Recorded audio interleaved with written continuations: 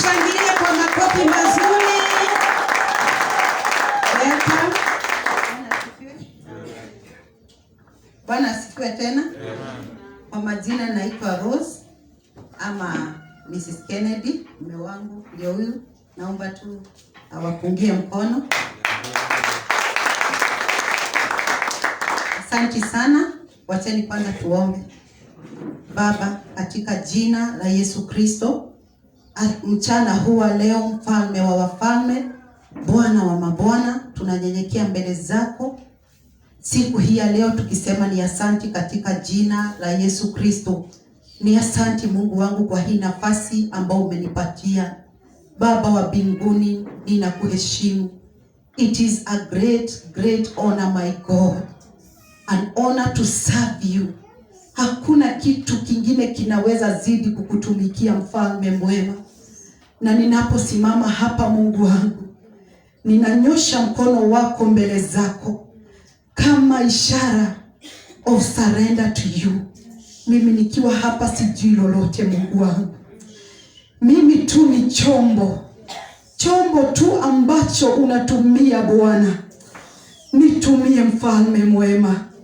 Give me the spirit of utterance this afternoon, Lord. I pray for your anointing, my King. The power of the Holy Ghost. Neno lako linasema kwamba neno lako halitarudi bure, mbali lazima litimize mahitaji yake. Bwana, ninaomba kila neno ambao utazungumza kupitia mimi Bwana, wacha Bwana ikaingie, iwe mbegu ndani ya kila mmoja wetu, na tukaweze kuona mabadiliko kuanzia leo. Ni asante Bwana juu ya hili kanisa Bwana. Ni asante Bwana juu ya mtumishi wako Bwana. Ninakushukuru hata kwa huo moyo umempatia Jehova wa kutupatia nafasi Mungu wetu. Sio kawaida mfalme mwema. Tunamuombea baraka zako. Ukazidi kumuinua Jehova. Ukazidi kumbariki yeye na mke wake na familia yake yote. Ni asante Mungu wetu. Ninaposimama hapa Jehova, wacha mimi nisionekane, bali wewe ukaonekane, na sifa na utukufu zikakurudie milele. Na ni katika jina la Yesu Kristo tunaomba na kuamini. Amen. Praise God. Amen. Asante, praise and worship. Mbarikiwe sana. Naomba tuketi.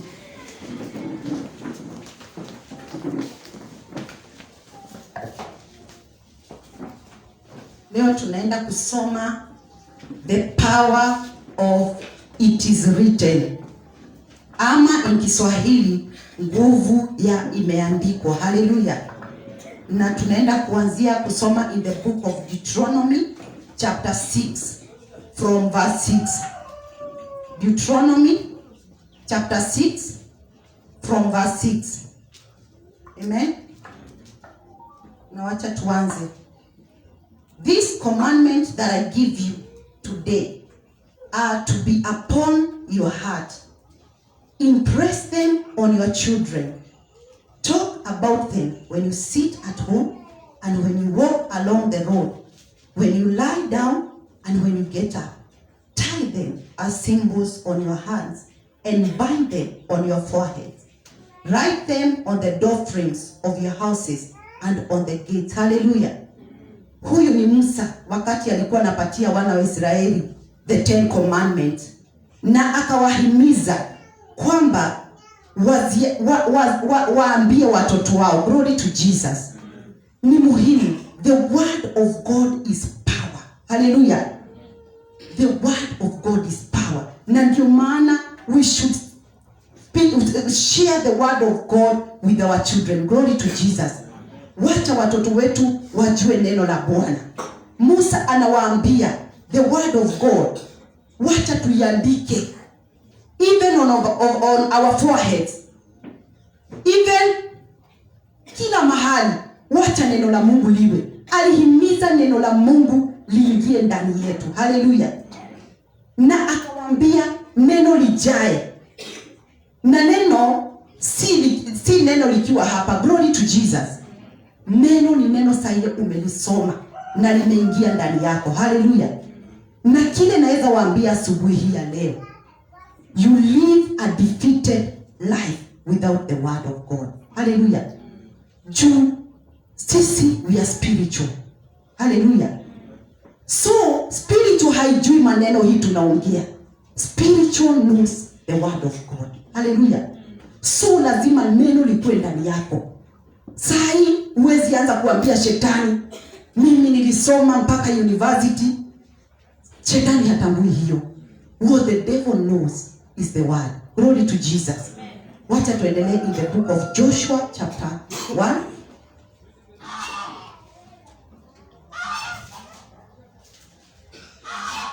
Joshua chapter 1 from verse 8. Do not let this book of law depart from your mouth. Meditate on it day and night, so that you may be careful to do everything written in it. Then you will be prosperous and successful. Glory to Jesus. Unasikia hapa pia tunahimizwa kwamba neno la Mungu lisitoke ndani yetu. Glory to Jesus. Huu mwaka tunaenda kumaliza. Wacha neno la Mungu lisitoke ndani yetu.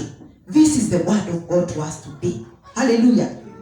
Wacha we speak the word of God. The word of God is power. Hallelujah. Neno la Mungu ni nguvu. Neno la Mungu ni uhai. Hallelujah. Any other book inaweza badilishwa, but do you know the word of God haiwezi badilishwa? Glory to Jesus. Neno lake haliwezi likabadilishwa. It has been tested 7 times. Glory to Jesus. So neno la Mungu ni ukweli. Hallelujah. Inasemekana it is sharper than any double-edged sword. Glory to Jesus. Neno la Mungu ni nguvu. Maombi huwezi omba maombi bila neno. Hallelujah. Any prayer you pray without the word of God haisikiliki. Na mjue shetani anajua neno. So huwezi enda kuambia shetani ati sasa unamchanganya ati the word inasema hivi. Lazima umwambie the truth, because hata yeye anajua the word. Hallelujah. So wacha neno la Mungu hata tunapoendelea kusherehekea this Christmas na tunapoingia next year, wacha tujue the word of God ndio itatupatia victory. Glory to Jesus. Wacha tuanze kuwa watu wa kusoma neno. Make it a habit. Wacha neno lijae ndani yako. Meditate upon the word of God day and night. Unasikia Musa anawaambia muandike forehead, muweke kwa mikono, kila mahali, kwa door frames, kwa mlango. Mtu akikuja pale kunoka anaona the word of God. Hallelujah. Mungu, like in my house, kwa mlango yangu kuna vile tumeandika 10 commandments. So hata mtu akikuja haikuuliza kama huko ni kwa Kristo. They will just see for themselves. Hallelujah. Let people know. Let people know. Don't be afraid.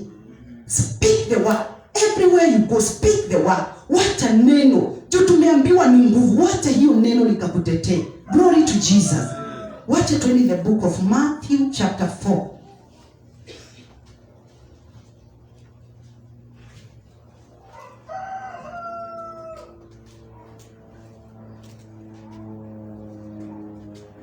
Matthew chapter 4. The story about the temptation of our Lord Jesus Christ. Hii wakati Yesu alikuwa tempted by the tempter, who is the devil, after kutoka fasting for 40 days and 40 nights. Shetani akamtokea. So tutaanza hapo from verse 4. Ama tuanze from verse 3. The tempter came to him and said, if you are the Son of God, tell these stones to become bread. You see how the devil is cunning? The devil is very cunning. He is very cunning. Jesus answered, it is written, man does not live on bread alone, but on every word that comes from the mouth of God. Verse 5.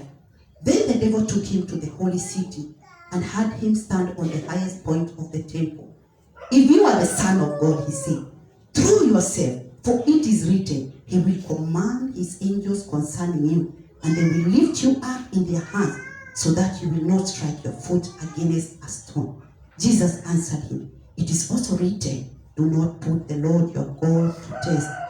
Again, the devil took him to a very high mountain and showed him all the kingdoms of the world and their splendor. All these I'll give you, he said, if you will bow down and worship me. Jesus said to him, away from me, Satan, for it is written, worship the Lord your God and serve him only.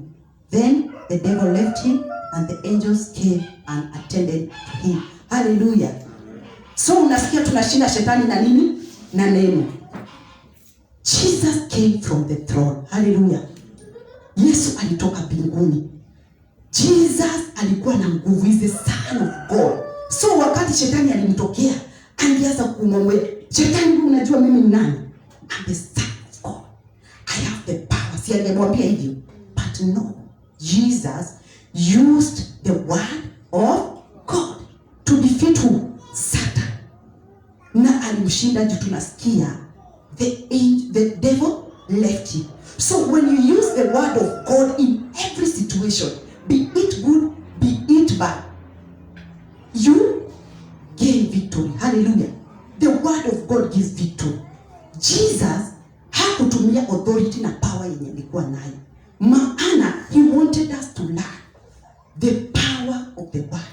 Yesu alijua ataenda mbinguni. So by this he was teaching us to use this word. Tuko na hii neno lakini bado hatutajua ile nguvu hii neno iko nayo. Hallelujah. Let us know we have the power. Wacha tujiumbie maisha with this word.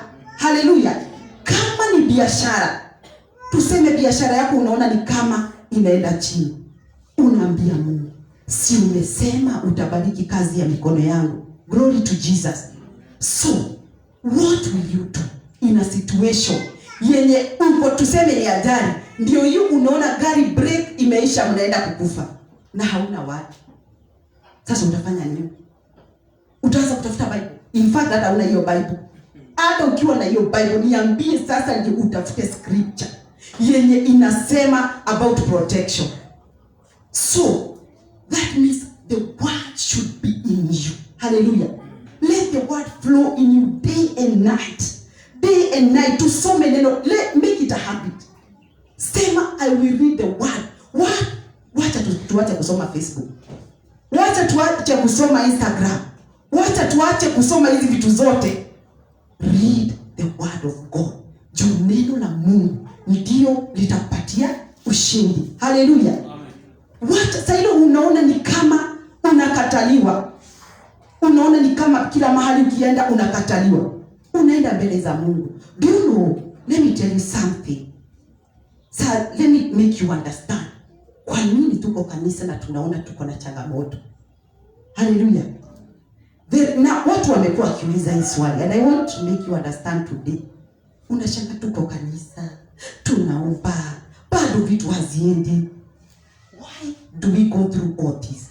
Let me tell you, by the help of God. The reason why we go through the struggle of life, it is because of sin. Hallelujah. Tumesema the devil knows the word. Hallelujah. The word of God imesemekana is truth. Hallelujah. So, Shetani, what he does, tumesema is very cunning. Let me tell you what the devil does. Wakati anaona umekosea, he goes back to the word. Anaanza kumwambia Mungu, sasa ona huyu vile anajifanya ni mtumishi wako na bado anafanya dhambi na unaendelea kubariki. Let me tell you what God does. Mungu is a true God. Let me tell you for sure this day, he can never allow himself to be a liar. Glory to Jesus. Na maana yeye ndiye aliandika hii neno. Hallelujah. Halitabadilika juu yako kama if you have sinned, Mungu anaondokanga. So, wakati unafanya uovu, Shetani anarudi kwa andiko. Remember, yeye iko ndani yake kabisa. That is the devil. He knows the word. So anaenda anauliza Mungu, huyu unambadilika. Remember even the time of Joshua. Angalia Joshua, amevaa nguo chafu. Then ndio Mungu akaamrisha malaika wake wambadilike, because he cannot allow himself to be a liar. Na hawezi turn against his word. Today, let us challenge this God with the word. Hallelujah. the word. Si Mungu umesema hivi. Si Mungu umesema hivi. Ninaenda interview kesho. Baba, ninaomba kibali chako. Neno lako linasema Jesus Christ grew up with favor with God and favor with men. Hallelujah. Na unapoenda mbele zake with that word, anajua my daughter knows the truth. Unaenda mbele zake unamwambia neno lako linasema wakati wa wana wa Israeli uliwapatia kibali na waitiristi wakatoa vitu zao zote wakawapea. Hata mimi naomba kibali kazini mwetu, hata kama wajaokoka hao wadosi wataniongezea mshahara. Glory to Jesus. Let us, I am your servant, but remember the word of God will work on you if only you are upright. Hallelujah. Kama utaruhusu dhambi, na dhambi tunairuhusu waje? Dhambi si lazima ikuwe physical. Unaweza katwa hapa wivu kuingia. Hallelujah. Huo ni mlango umefungulia shetani. Glory to Jesus. Wakati so lazima tukae tukijichunguza kila wakati. Ni mlango gani huo nimefunga? Hata ukiona something that is happening to you, ask yourself, what have I done? Jiulize, why am I going through this? Ni nini nimefanya? Remember, Job was blameless. Hallelujah. Ifike mpaka mahali Mungu can testify about you, aseme this one is blameless. Hallelujah. Lakini tunaweza simama. Hata mimi siwezi simama. Lazima tujichunguze. Lazima tukae. Hata wazo kifikira tu kinaweza kukuingia na ufungulie mlango shetani. Glory to Jesus. Lazima kila wakati tunakaa tukijichunguza so that the word of God can work in our lives. So why do we go through sufferings as children of God? Because kuna mlango tumeachia shetani. Be it ni wivu, be it ni usherati, be it ni wizi, anything, be it little ama ikue kubwa machoni mwa wanadamu. Be careful. Usifungulie mlango shetani. Atunaweza enda hata mbele ya Mungu uchallenge Mungu. I have been faithful. My God, what is happening? Then he will stand with his word because he is a true God. Wacha hili neno likae ndani yetu hata tunapoenda kufunga huu mwaka. I remember I said this year we must finish it with victory. And how are we going to get victory? As long as we stand upright, as long as the word of God is in us. Holiness, the word of God, and prayers. That is the level that will make you to go higher in anointing. Tumesema in spiritual work. They don't know the title. Hawajui reverend none. They don't know. What they know is the level of anointing that you have. And the level of anointing itakuwa determine the word of God, prayers, and righteousness. So lazima tujichunguze kila wakati. Kuweni careful kila wakati. Jichunguze kai, ni nini nimefanya leo? In fact, if you sleep at night, wacha tukilala kabla hujashika usingizi, meditate upon the day. Anza kujiuliza from morning, nikaamka, nikaenda kazini, nikafanya hivi, nini? And sasa umeona kuna kosa ulifanya, haraka sana repent. Hallelujah. Ndio tusifungulie shetani mlango because sisi ndio huwa tunachoka. Imagine shetani achokaje. Akishaona hii mlango imefungwa, he will use another way. Hallelujah. So let us not allow the enemy. Tusimruhusu. Hii maneno ya watu kusema tukuokoka ndio shida. No, it has to end. Glory to Jesus. Lazima sasa wao they admire this kingdom. We are the one to influence them. Wao ndio waache kusema ati kuokoka ni shida. Hallelujah. It has to stop. And do you know why we are punished? Because we are the children of God. He is our father. Na kama vile wewe kama baba huwa unamwadhibu mtoto wako juu unampenda, the same case applies. Hallelujah. Ndio unaonanga adhabu inakuja haraka sana kama wewe umeokoka. Cause hiyo inakuanga ignorance. You are doing it after all. Na unajua. Na hakuna mtu ajui kweli hapa. Hata mtu mlevi pale utasikia kipita aseme, nao ni watu wa Mungu. How does he know that hao ni watu wa Mungu? Because they know the truth. They just ignorant. Hallelujah. So let us not be ignorant of the word of God. Hallelujah. It is written. It is written. That is the language yenye inaeleweka wapi? Mbinguni. It is written. Hiyo ndio inaeleweka. Wakati unaota ndoto, haleluya, umeota umepata pesa mingi, unaendesha gari kubwa, sasa mwingine ameamka amefurahi, yeye ndaenda kukua tajiri. Shetani akikuuliza, kwa nini tusikutese? What will you tell the devil? It is written. You back that dream with it is written. Lakini maneno shetani haelewi. Walisema Paul will know, Jesus Christ will know. Who are you? So they don't understand the car you are driving. They don't understand that title. What they understand is the word. Sema the word of God. Na neno la huyu Mungu litatushindania. Try this. Unaona uko primary school. Unaona kwanza primary ile ukiwa uko class 1 ndio unaota nayo. Hiyo unaonyesha spirit of backwardness. So when you see like that, what will make that dream usiache kurudi nyuma? Hiyo ni spiritual, remember. Na it start with spiritual. Then it start happening physical. Ni nini itazuia hiyo ndoto isikuwe physical? It is written. Hallelujah. Let that word be in you. Anza. Ukiona ni kama sijui kuna kauchawi, enda kwa neno la Mungu. Baba, neno lako limesema, because I'm your child, there is no enchantment on the house of Jacob, no witchcraft on the people of Israel. Ushashinda shetani. The word of God, he will live. Let us speak the word of God. Watoto wako usikubali watoke kwa nyumba kama hujawanenea baraka. Ambia, my children, may the Lord bless you and keep you. May the Lord make his face to shine upon you and be gracious to you. May the Lord turn his face towards you and give you peace. Hallelujah. Speak blessings upon your children. Hata mwalimu akienda shule kumuita mjinga, ulianza na nini? Na baraka. The word of God. So wakati mwalimu anamlaani, anapata haiwezi mshika. Juu wewe kama mzazi ulifanya nini? Ulimlaani. What we speak. What we speak.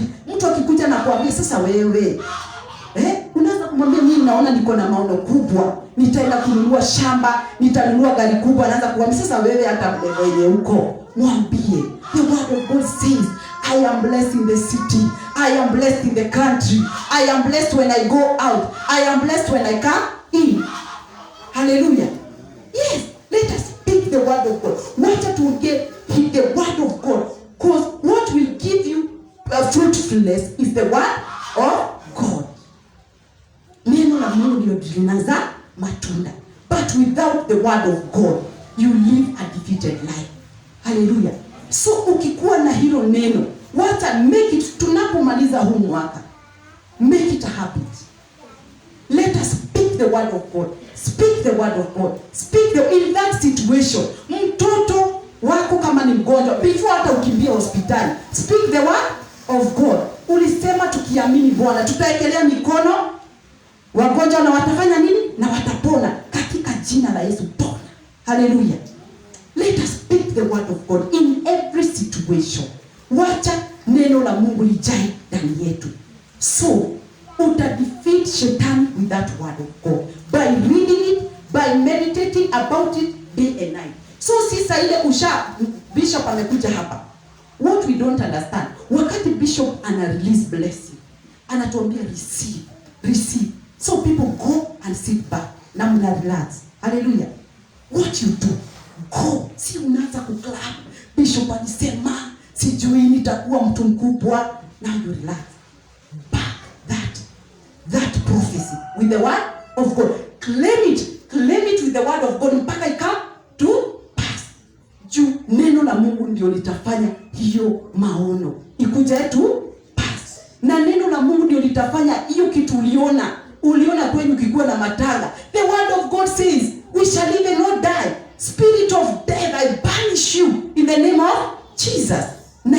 roho inaondoka. Hallelujah. But without the word of God hatuwezi, tutakuwa defeated. Na ndio unaona watu in the other kingdom wanatushinda because washajua siri, sisi hatujui. Sisi hata dhabihu hatutaki kutoa. We must sacrifice. Hallelujah. Sacrifice has power. Unaenda unatolea Mungu wako dhabihu. Ambia Mungu, it has not been easy. From January na leo ni siku gani? Unamtolea nini? Sacrifice or thanksgiving. Wakati unatolea Mungu dhabihu ya shukrani, wacha tusimalize huu mwaka kama hatujatoa dhabihu ya kumshukuru. Wacha tutoe dhabihu ya kumshukuru. Na hiyo dhabihu itawatetea even next year. Mtaona ushindi, maana tumetoa dhabihu ya nini? Ya ushindi. Glory to Jesus. So let the word of God itae ndani yetu. Hakuna mtu atakudanganya, hata diviner, because they are all over. With the word of God hauwezi ukafall a victim to the diviner, because wamevaa nguo kama sisi, hata wanabeba Bible kama sisi. But with the word of God, you know what, they just twist it a little bit, the word of God. Lakini ukiwa na neno la Bwana hawawezi wakakudanganya. Hallelujah. So wacha hili neno lijae ndani yetu katika jina la Yesu Kristo. Speak it, andika. Ukienda hata kwa bafu, kwa mlango ya bafu, hata kabla hujafunga, the word of God umeandika hapo. Hallelujah. Wacha tuiandike ndani yetu, ikae ndani yetu. Speak the word of God throughout. Hata tunapoingia next year, speak the word of God na mtaona ushindi. Hallelujah. Wacha tukatae hilo. Wacha tuambie Mungu, tunataka utuinue hata kama kanisa. We want us to go to another level by quoting the word of God. You go back to the scripture, quote the word of God, na neno litakushindania. Unaweza rudi uambie Mungu, but as long as you are right with God, he who dwells in the shelter of the Most High will rest in the shadow of the Almighty. Unaambia Mungu, mimi niko kanisa Monday to Sunday, siko sangi ibada, niko maombi ya asubuhi, niko maombi ya jioni, niko sawa na watu. You are dwelling in the shadow of the, yani uko chini ya kivuli cha Mungu. Na unasikia ukisoma Psalms 91, anasema aje? He will cover you with his feathers, and under his wings you will find refuge. Though 1,000 may come on your side, 10,000 on the other hand, it shall not come near you. You will only see the punishment of the wicked. Mungu anakupigania. Wale walipanga wakumalize, unaona tu sijui mavitu zinawafanyikia, hata ujui what they were planning. Mungu because we uko busy serving God, doing what pleases God. Let us focus on God and his word. Kuanzia leo wacha tuseme from today, everything that I will do, it will be for the glory of God. Ndio word. Unajua sisi tunasoma tu the word of God, but we don't know that word is not for everyone. Sasa mlevi atakuja pia neno la Mungu ni lake. Is that possible? Msherati pia ataanza kuclaim. Hakuna, it can't work. You have to be right with God. Lazima ukue right with God. So that one. Hiyo Psalms 91 tunaisomanga tunasikia vizuri. But remember, not for everyone. It is only for the righteous. Unajua kuna mahali unasikianga niko sawa. You feel it? Kuna mahali unasikia me I feel it sometimes. Nasikia sasa niko sawa na Mungu. Hata wakati unaenda kuomba unasikia tu the move of the Holy Spirit. Unasikia I'm right with God. Na sasa ile umekosa. Hey, you will be convicted. Hai, nimesema nini? What have I said? You will feel it. Ukiwa right na Mungu. Na wakati hiyo conviction imeisha, my friend, you are in trouble. Hallelujah. Wakati umesikia unafanya dhambi na hakuna kitu kinakusumbua, na sasa wewe hapo umekuja kanisa vizuri sana, na jana ulilala kwa mume wa wenyewe. Jana ulilala kwa mke wa wenyewe. Na unakuja uko tu sawa, no conviction. Know that the wrath of God imeanza. Hallelujah. So, hiyo conviction ni kuonyesha wewe ni mtoto wa Mungu, na ndio Roho Mtakatifu anakuweka hiyo conviction. Hata ukiongea ukikosea mtu, in fact hata unapata mmejibishana na mtu na yeye alikuwa amekosa, lakini juu haukunyamaza wewe urespond, unasikia umekosa amani. Kwa nyumba hauna amani sasa. Kwa nini ungeongea? Si ningenyamaza tu. Conviction. Wakati utasikia hiyo conviction imeisha, my friend, start praying. Anzeni kuomba because the wrath of God imeanza. Na tunaona watu nowadays are sinning. Mpaka unashindwa what is happening. Mtu sasa anafanya vituko. Mpaka it is now too much. Mungu anatembea uchi. They are doing mpaka tunashindwa kwani Mungu alishawaacha kitambo. Now it is the wrath of God. They will just Mungu sasa ashawaacha. Au wataenda jehanamu. Wacha isifike hapo. Wacha tukue na hiyo conviction. And immediately you feel you are convicted, run to God, repent with the word of God. And God will hear. He hears his word. Mungu asikiani machozi. Atumena mbele yake unalia. Sijui mume wangu amelicha. He will not listen to that. He listen to what? His word. Because he neno ni lake. So, wacha hiyo neno likae ndani yetu. Wacha lijae ndani yetu. Tufunge mwaka na ushindi. Na tuanze 2022 na ushindi. Hata watu wakipita wana na hii kanisa tuna baraka. I will start coming to this church. Si mtu anaenda huko kuona anaona fine breeze sasa ndiko kuna mvutia. No, let us influence them. Si watu watatushinda. Sisi ndio tutafanya nini?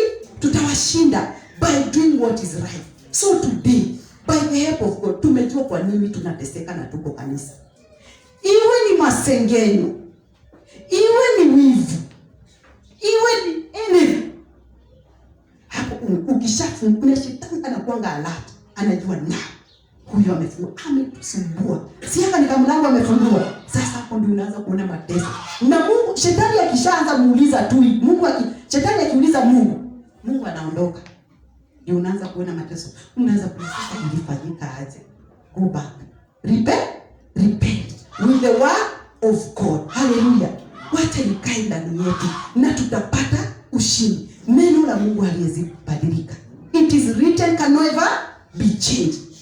Things will come, things will go. But it is written will never change. Siku hizi unaona watu they want to do things because they are favoring them. Sasa mko kanisa ati vitu zinawafavor na mko kanisa sasa mnazipitisha. No way. Hallelujah. Tusipitishe kitu. Let us go. Neno la Mungu linasema aje? A man should be of one wife. Hallelujah. So, kama neno la Mungu linasema tu kifo kiwatenganishe, why do you want to justify it? Hallelujah. Let us not justify things because this one, unless God changes it, no man can change it. Hallelujah. Be it your holy. Na mjue ndoa haitakasiki juu ya harusi kanisani. Hallelujah.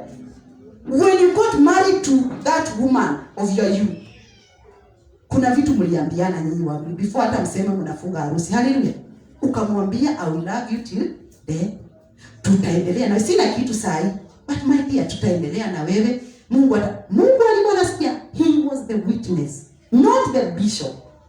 God is the witness of your marriage. So Mungu akishasikia hizo vitu, he put a stamp. So wedding hata ikikuja baadaye ni sawa. But God is the witness. Amesema he who findeth a wife findeth a good thing. Huyu wa pili anatoka wapi? Si Mungu aliumbia Abraham bibi moja. Huyu wa pili na watatu wanatoka wapi? People want to do things that favors them. What is your relationship with God? Are we doing things zifurahishe kanisa, ama tunafanya vitu zifurahishe Mungu? How is your relationship with God? That is all that matters. Hizi zingine hazijali. Jiulize, hii biashara naenda kufanya na ninaambiwa kuna pesa nafaa kutoa. Sio ni corruption. Corruption, is it allowed in the Bible? No, I will not do that. Hallelujah.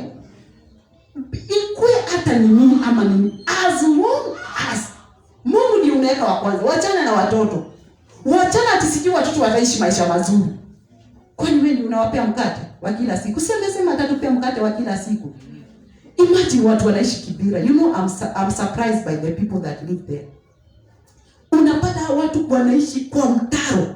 But do you know hata kukinyesha kumenyesha mpaka huko? Do you know hii hewa ati iko tu hapa penye tuko? Iko mpaka huko. In fact, those people watoto wao wagonjwa. God takes care of them. Hata ukienda huko wako kwa barabara mpaka wengine wanacheza kwa barabara, God protects them. Mpaka nyinyi saa yote mnapata kila wiki mko hosi. Huyo hata ukimuuliza the last time alienda hospitali, hutawahi jua. and you're worried, unataka uhongani, unataka tu njia za mikato. Are you God? He said what? I will supply all your needs. Sinia anatupea. Then why do we worry? If the word of God is true, what we should worry ni uhusiano wetu na Mungu. Hiyo ndio inafaa kutuweka wasiwasi peke yake. Haleluya. Ukishakuwa na uhusiano wako na Mungu vizuri, hizo zingine zita flow. My relationship with God. Kuja hapa kanisa ukijua hujakuja juu ya mtu. Sisi wote ni kuitwa, tumeitwa. Hii kanisa si ya bishop. Hii kanisa ni ya baba yetu uliye mbinguni. Sasa unaona ati bishop hajakuja, sasa wewe pia ukuji. Are you coming because of bishop? Si tunakuja juu ya nani? Mungu. Everything to please who? Our Father. Kuja hapa ujue hizi vitu hazitajipanga. Wacha tuishi kama tuko peke yetu. Jione ni kama uko peke yako kwa hii dunia. Sasa umekaa hata nisiposha chati akina mama Carlton wataosha. Jifanye uko peke yako. Osha ni kama hakuna mtu mwingine atafanya nini? Ataosha. Everything, let us start doing everything to please who? Ninafanya hiki, tunafanya inafurahisha. Let us, wacha tujiulizane hizo maswali saa zingine, si ndio? Inafurahisha Mungu. Hapa niko hapa praise and worship.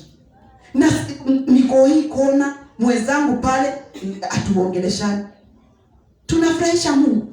Tusifungulie shetani mlango. Hallelujah. Let us not give the devil the legal ground. Juu hiyo ndio anagojeanga peke yake. Akishapata hiyo nafasi, anataka. Hallelujah. Na hakuna watu shetani anataki kama Wakristo. Hallelujah. Ndio wanataka ndio watu watuchukie. Watu waseme sasa hii ni pokoka gani? Na wao tu kazi yao ni kuomba. Hallelujah. Wacha tukue sisi ndio wanatutamani. Wanasema tamu ile my sister aokoke. Amekuwa very beautiful. Hallelujah.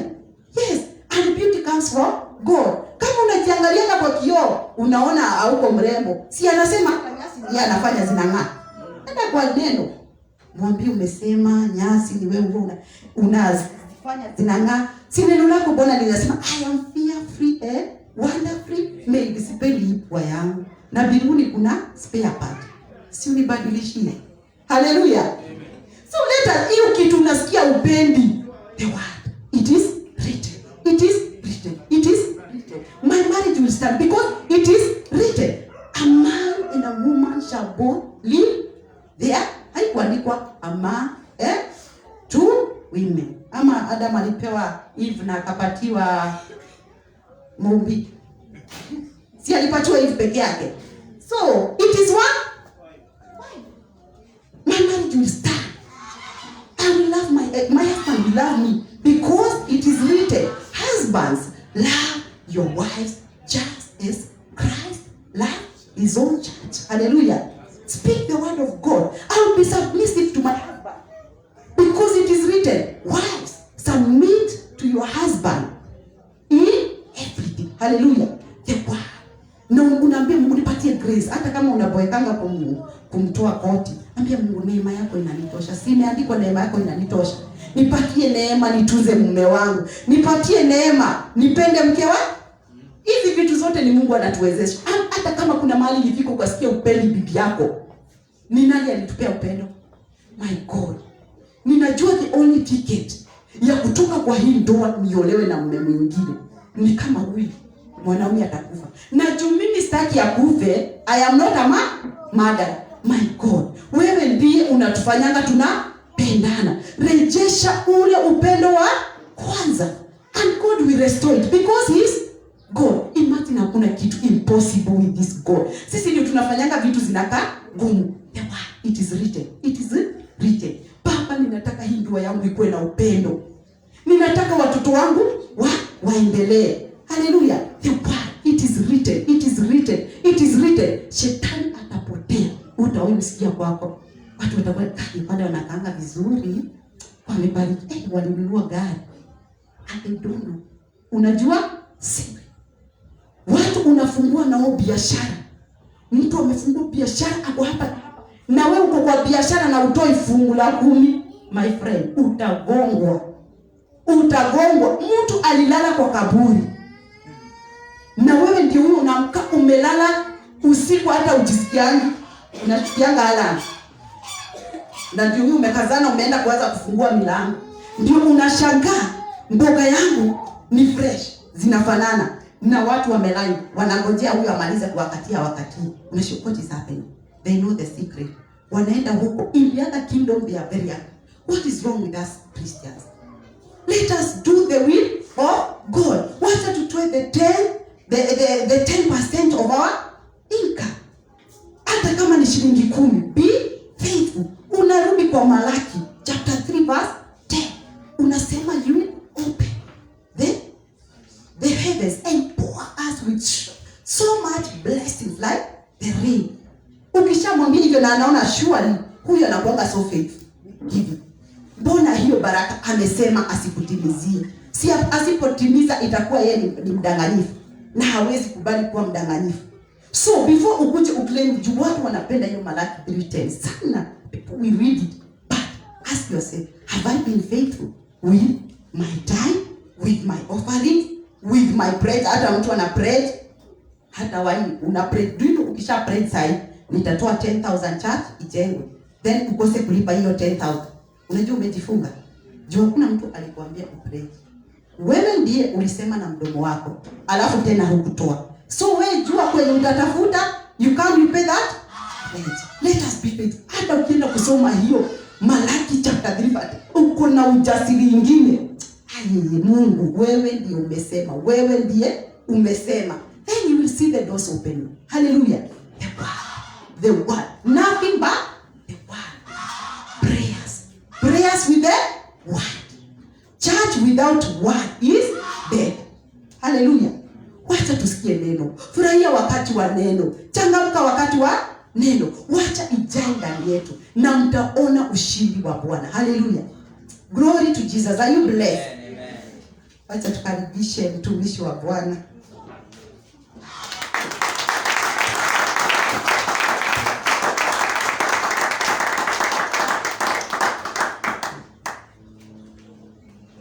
Amen.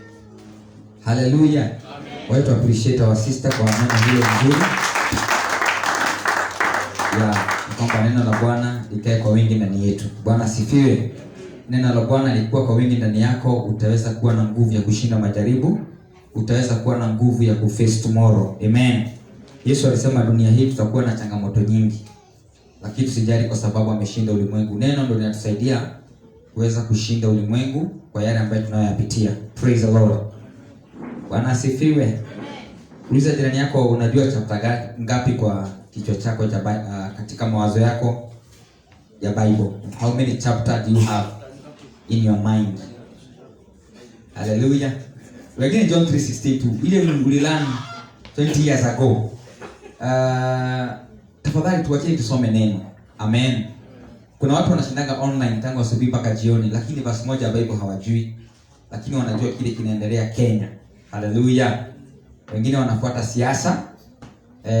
Wanajua mahali Ruto aliingia hii wiki yote na mahali alikulia Christmas, lakini kile ambacho Mungu anasema na sisi katika neno lake siku hiyo hawajui. Unajua ni kwa nini? Kama vile unaonaga ndio mmoja anaonaga watu wa media wanakuwa nayo na wametuweza sana. Wanakisha kwamba wanakuja na kitu fresh, kipya each and every day ndio washike mawazo yako. Na sisi ambaye tumeokoka hatujui each and every day Mungu kuna neno anakuaga kiongea na wewe kila siku. Na hiyo sababu hauingii kwa neno lake, hauwezi jua anasema nini. Amen. Unaweza kujiandikia ukasema ningetaka kuwa najua Mungu anasemaje na mimi kila siku. Unafungua tu kitabu asubuhi before utoke. Unafungua neno la Bwana. Unasoma tu chapter moja. Unatembea na hilo neno siku hiyo. Hiyo ndio voice of God that day. Hallelujah. Yes.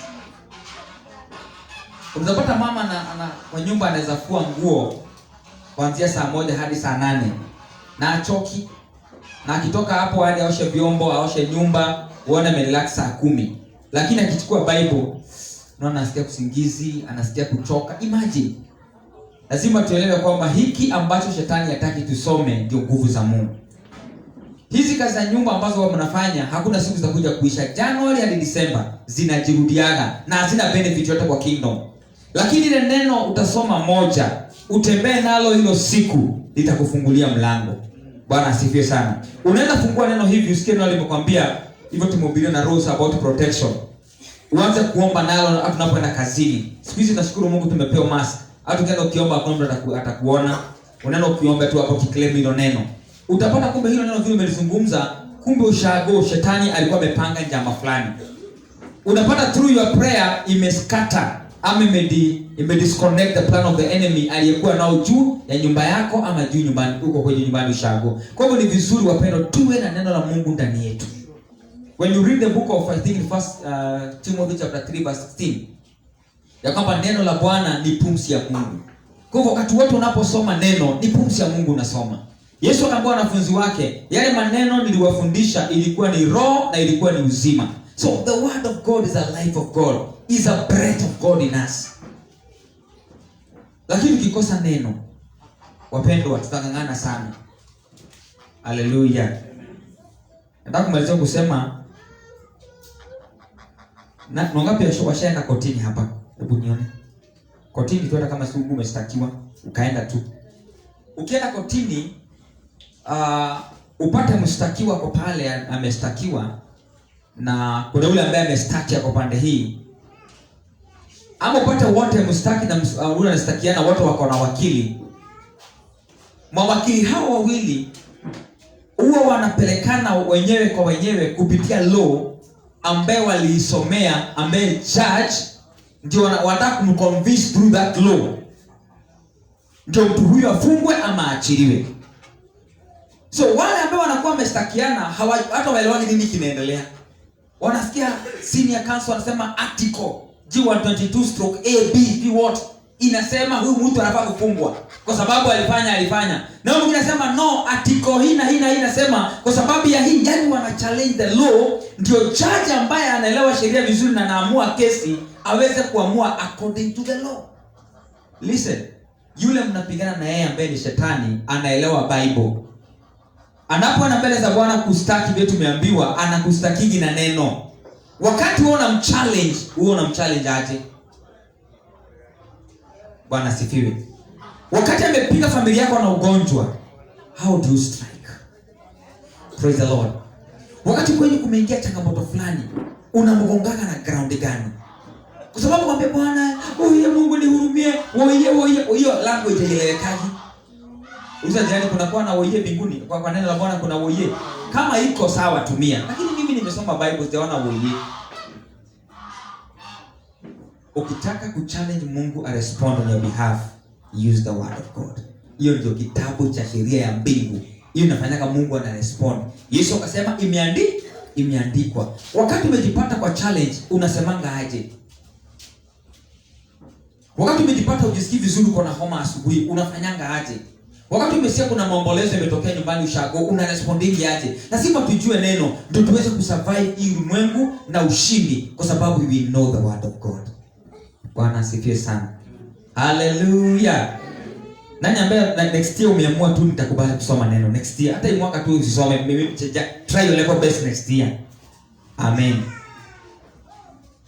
Dada moja na watayarisha tuweze kuomba. Dada moja ambaye tumekuwa tunaongea na yuko Canada. Anataka church na amekuwa Canada miaka mingi sana. Na nikiongea na yeye wakati tunamuencourage katika neno nataja Esther, naona mpaka anamuuliza ushasoma kitabu? Hata si inakuanga wapi? Mpaka nastuka. Haya. Nikikoti verse nyingine unasikia nimesikia hiyo na wewe leo sijaisikia tena. Na amekaa kanisani miaka mingi sana. So nikaona huyu dada niposa nimsaidie aweze kugrow spiritually na aweze kupigana vita zake za imani. Ilibidi kumwambia sasa fanya hivi, kuanzia next week nataka uanze kuchukua Bible, uanze kusoma from Genesis. Usome and then every week nitakuwa nakupigia nijue umesoma mpaka wapi. So nikamnyamazia kama wiki mbili nikampigia. Ananiambia wewe nimesoma Bible ni tamu. Kwanza akaanza kujihubiria sasa mwenyewe. Praise the Lord. Na akaniambia sasa siachi, nimesikia kabisa neno la Mungu ni nzuri. Hata nimesoma mambo ya Kaini, kumbe ni wivu anakuwa nayo. Nikajua kwamba ni vibaya sana Wakristo kuwa na wivu. Yaani akaanza kubaki kusikia kunipreachia. Nikasikia wow, dada huyu sasa ameanza kugrow. Wapendwa, kile kinafanya tunakuwa victim ya mambo mengi kwa sababu ndani yetu hatuna kitu. We don't have the word of God. Mimi ninge request hivi wapendwa, kuanzia January chukua tu Genesis chapter 1, anzia pale. Soma tu. Kwa ile Genesis ni kitabu very interesting sana maana ni history. ni storybook. Unaisoma, haina complication nyingi ambao utakosa kuelewa. Isome tu. Kuja Exodus, soma pia. Kuja Numbers, Musa na Haruni vile wanaongoza Israeli na kuwapatia sheria. Kuja soma zote. Hauwezi ukabaki empty wakati umesoma neno la Bwana. Amen. Tasimama juu kwa jina la Yesu. Tunaenda kuomba kwa sababu ya wale wako nyumbani, tuwaruhusu tuweze kuingia kipindi cha maombi mahali hapa. Baba, ni asante kwa kila mmoja ambaye ametazama kupitia kwa mtandao huu. Naomba ukambariki na ukamuinua. Azidi kuwapanua mipaka yao. Wacha wakapata nafasi ya kusoma neno Bwana. Ndio wako na resolution nyingi za mwaka unaokuja, lakini neno lako ndio litakalo tuongoza. Tuko na mipango mingi. Wengine wana plan ya kuoa, wengine waolewe, wengine wafungue makazi, wengine wajenge, wengine wana mataifa ya nje. Zote tuko nazo mipango. Lakini Bwana, kupitia kwa neno lako, hizo mipango zitafaulu. Kwa hivyo naombea kila msikilizaji wangu mahali popote alipo Bwana, ukambariki, ukampa mzigo wa kusoma neno la Bwana, na si kusoma tu, umpatie hekima ya kuweza kuelewa, na baada ya kuelewa aifanyishe kazi hilo neno likawa baraka na msaada kwa maisha yake. Mbariki na umuinue ewe Bwana, na ni katika jina la Yesu Kristo tumeomba na hata kuamini. Amen, amen, amen.